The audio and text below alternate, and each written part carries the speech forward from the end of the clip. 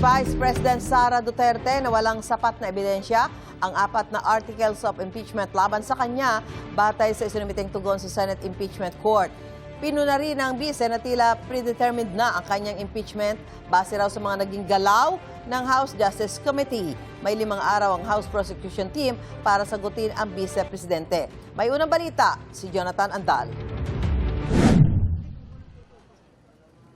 5 maleta ang dala sa Senado ng mga abogado ni Vice President Sara Duterte. Laman ang mga kopya ng kanyang sagot sa articles of impeachment. Hiling nila sa Senado, ibasura ang impeachment complaint laban sa bise. Ang gusto natin ay sana ma-dismiss itong articles of impeachment, our answers being filed without prejudice doon sa aming Supreme Court petition.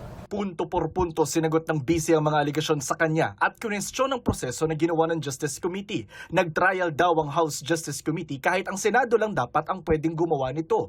Predetermined o alam na raw agad ang resulta ng hearings ng Justice Committee noon dahil bago pa ito natapos, may mga miyembro raw itong nagsabi na agad na may sapat ng boto para impeach ang bise.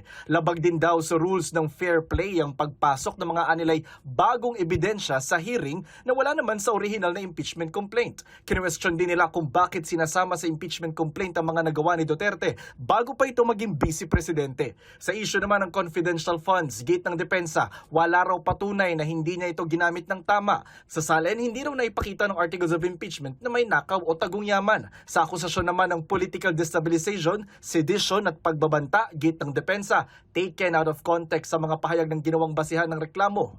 Wala rin daw sa mga aligasyon ang makapagpapatunay na may ginawa ang bise na culpable violations of the Constitution, bribery, graft, and corruption, high crimes at betrayal of public trust. Sabi ng depensa, tinutukan mismo ni VP Sara ang sagot na ipinasa sa Senado.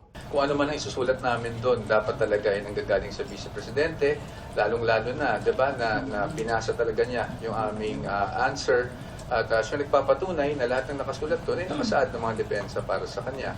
Okay naman po siya, business as usual lang po parati ang ating Vice-Presidente.